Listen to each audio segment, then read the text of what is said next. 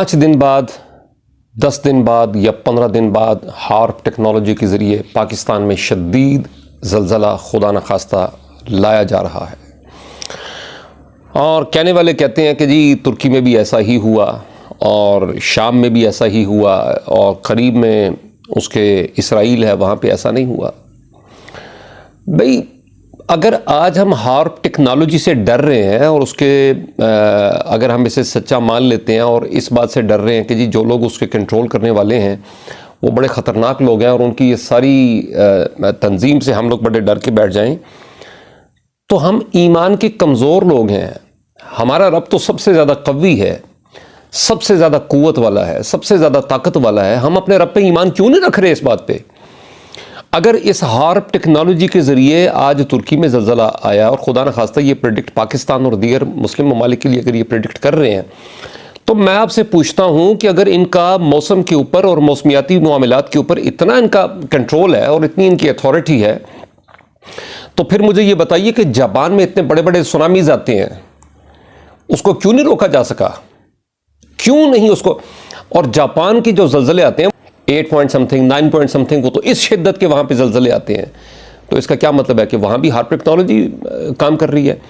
अच्छा चलिए, बहुत सारी दुनिया के लोग ये बात कर रहे हैं कि जी अमेरिकन और फलां लोग जो हैं ये उन लोगों के वजह से ऐसा हो रहा है, अब जंगें इस एतबार से होंगी और ये होगा और वो होगा फलां। बड़ी एक लंबी तफसीली बात है।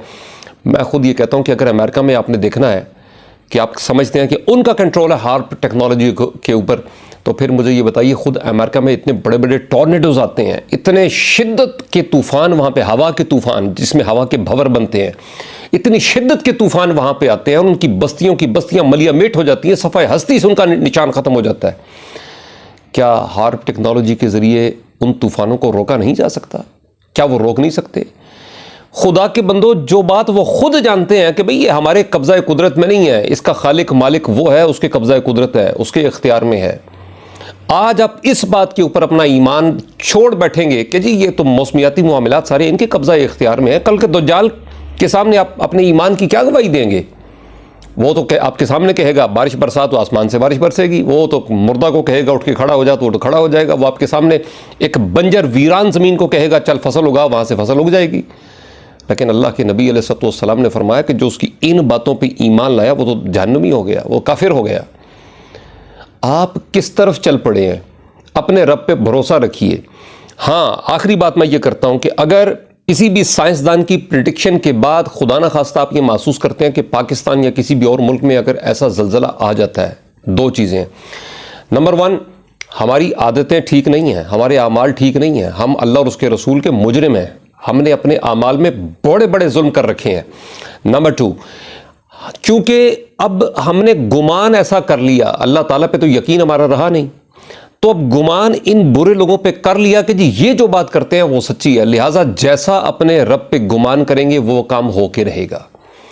लिहाजा गुमान, क्योंकि ये गुमान बद है, तो अच्छा गुमान करेंगे तो यकीनी तौर पे अगर ऐसा होना भी हुआ तो हमारा अपने रब पे जो ईमान और यकीन होगा, उस यकीन कामिल की बदौलत अल्लाह ताला हमारी हिफाजत फरमाएगा।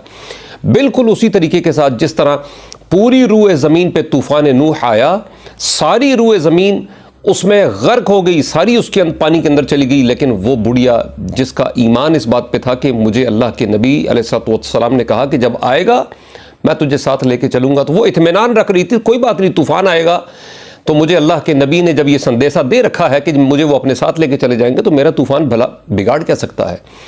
फिर जब बाद में नूह अलैहिस्सलाम उस तूफ़ान के ख़त्म हो जाने के बाद जब वापस उस बस्ती में पहुंचे तो देखा तो सारी रूए ज़मीन वाली मेट हो पड़ी है और अकेला एक कच्चा मकान वहाँ पे, और उसके कच्चे कच्चे दरवाजे हैं, दीवारें कच्ची हैं और बने लकड़ी के दरवाजे जो बने पड़े हैं, उनके अंदर से नज़र आ रहा है आर पार सारा कुछ है। आपने जब दस्तक दी तो वही बुढ़िया, उसने जब अल्लाह के नबी जनाब नूह अलैहिस्सलाम को देखा और फ़ौरन कहने लगी, अच्छा मेरी तैयारी है, मैं आपके साथ चलने को तैयार हूँ। आपने फरमाया आप कहाँ जाने की तैयारी है? जो तूफ़ान आना था वो तो आके चला भी गया। तो वो हैरत से कहने लगी, आप तो तूफ़ान कह रहे थे, क्या वो इतना छोटा था कि वो आया मुझे पता भी ना चला? ये है वो ईमान, ये है वो तवक्कुल कि जिन्हें अल्लाह पे भरोसा हो जाए फिर अल्लाह ताला उनकी इस तरह से हिफाजत किया करता है। अब हार्प टेक्नोलॉजी और ये फलां और किसका कंट्रोल है, वो है कादिर मुतलक। सारे ज़मीन व आसमान में پوری کائنات میں جو کچھ بھی ہے وہ اس کے اپنے اختیار اور اس کے اپنے قبضہ قدرت میں ہے. اطمینان رکھیے، اپنے اعمال کو درست کیجیے، اللہ تعالی ہماری اور آپ کی حفاظت فرمائے گا.